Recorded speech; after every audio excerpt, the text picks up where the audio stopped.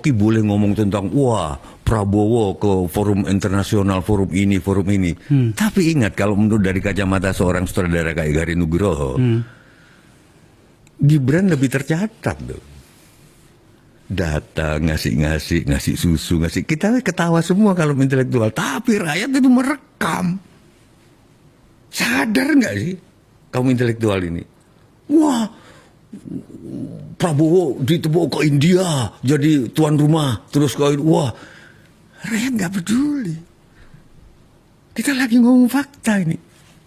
Yang diketawain 2029 ini nanti, yang diingat Gibran bawa buku, ngasih buku. Gibran ngasih susu, ngasih buku, itu pasti akan lebih diapresiasi ketimbang Pak Prabowo yang membina hubungan internasional. Yakin saya. Apa yang dilakukan Gibran itu, itulah yang dilakukan oleh Pak Jokowi. Gibran perlu pidato? Enggak, kasih aja, beres. Masyarakat tuh cuma ngelihatnya Pak Prabowo tuh baik, kasih makan bergizi gratis. Baiknya pemimpin kita itu tentang giving, ngasih, dan gak perlu ngomong. Ini yang bikin Rocky Gerung kepanasan ya. Rocky Gerung itu seperti dikatakan Sujiwo Tejo ya teman-teman. Muji-muji Prabowo, muji-muji intelektualitas gitu teman-teman. Tetapi yang diingat rakyat itu apa yang dilakukan oleh Gibran ya. Apa yang dilakukan oleh Pak Jokowi juga. Kalau teman-teman ingat ucapan daripada kader PDIP ya teman-teman, itu Bambang Pacul ya teman-teman. Rocky Gerung itu boleh menang debat di forum apapun ya, tetapi faktanya yang menang di hati rakyat itu Pak Jokowi.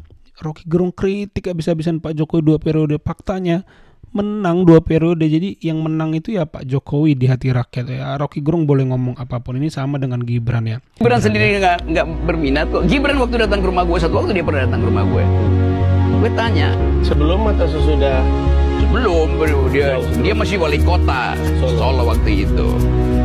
Ajudannya ya ada teman gua di lingkaran dia, Rob. Mas Gibran pengen ke rumah lu. Rumah siapa? Rumah lu. Ngapain? Ya mau belajar kali. Ya dia curhat segala macam itu kan, soal keluarganya tuh dibully segala. Agak nggak peduli Gibran itu urusan gua tanya. Jadi kamu mau jadi politisi gitu?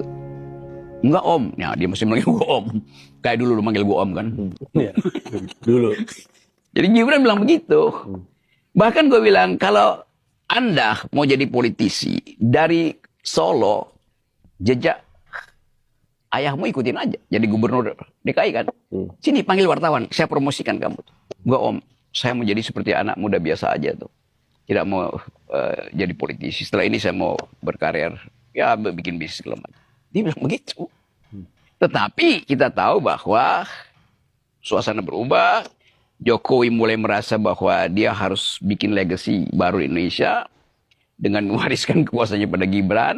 Setelah itu pada Kaesang dan anak cucunya. Maka gue anggap bahwa memang Pak Jokowi itu mengeksploitasi anak. Itu yang melanggar undang-undang perlindungan anak. Mau tahu orang paling hebat di Indonesia saat ini?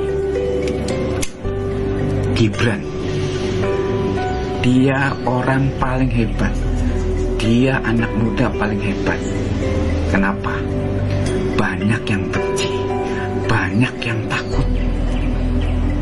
Dari rakyat biasa, dari profesor abal-abal, ya kan, sampai jenderal, purnawirawan jenderal takut. Ya, diselubung kebencian, akhirnya mau memakjulkan. Yang menurutmu tidak berhasil itu dengan siapa? Oh banyak juga. Mewawancara Gibran itu termasuk susah tuh, karena susah satu hal, berhasil atau hal yang lain? berhasil maksudnya? Apakah informasi yang ingin kau gali itu berhasil atau tidak? Well, ya so-so sih. Tapi memang yang sangat mengejutkan, Mas Gibran itu menurut saya pribadi yang satu sisi dia bisa menahan emosinya, tapi sisi lain bisa kadang-kadang ada spontanitas. Sebenarnya sulit menggali Mas Gibran, meskipun dia itu dia dia punya satu trademark dari satu wawancara ke wawancara lain. Udah ya, jangan begitu ya. Udah. Itu punya trademark. Jadi seolah-olah pertanyaan kita itu sesuatu yang sangat serius, menjebak atau men-challenge, tapi dia adalah orang yang sangat tahu tentang media. Jadi orang mungkin sering meledek dia itu. Terlepas saya tidak membenarkan apa yang dia lakukan, tapi ledekan dia itu dia bisa dengan sangat gampang dia balikin dengan sosial medianya. Coba dengan asam sulfat, dia kemudian wajahnya yang di ledek-ledek itu kemudian menjadi profile picture-nya dia sendiri. Atau ya menurut saya dia sangat berbeda dari Pak Jokowi. Dan dia anaknya udah wakil presiden. Dia nggak bisa ditantang. No, dia nggak bisa. Dia akan melakukan pembuktian sedemikian rupa untuk melawan ledekan itu.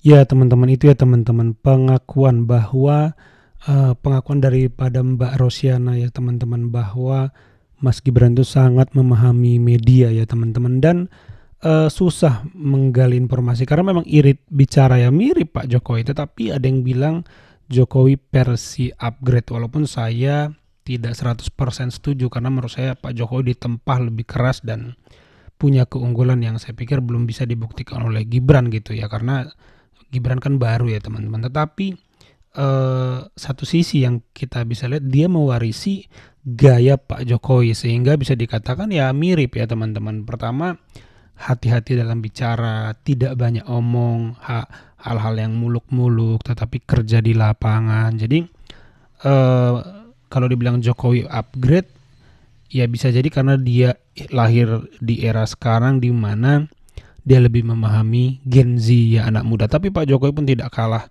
dalam kemampuannya memahami anak muda ya. Kenapa dia bisa sangat kreatif ya dalam berbagai event, forum ya, SEA Games, lalu menyambut KTT ASEAN ya, itu G20, itu kan sangat-sangat kreatif dan disukai anak muda. Jadi Pak Jokowi dan Gibran ini punya kelebihan yaitu sangat memahami media. Ini yang lawan politiknya tidak pahami sehingga ketar-ketir ya teman-teman, ketar-ketir gitu, kewalahan menghadapi bagaimana Gibran sama Pak Jokowi ini begitu populernya di media teman-teman, di berbagai platform ya teman-teman. Jadi bahasanya Bu Mega itu media darling lah gitu teman-teman. Ya sangat menarik ya teman-teman bagaimana argumentasi-argumentasi mulai dari Pak Sujiwo Tejo yang kita simak dari awal sampai Hensat dan sekarang Mbak Rosiana Silalahi dan netizen juga tentunya kita sudah simak tadi ya teman-teman. Nah kalau menurut teman-teman bagaimana, coba tambahkan di kolom komentar. Itu saja video kali ini, terima kasih yang sudah menyimak sampai selesai. Sampai jumpa di video saya selanjutnya.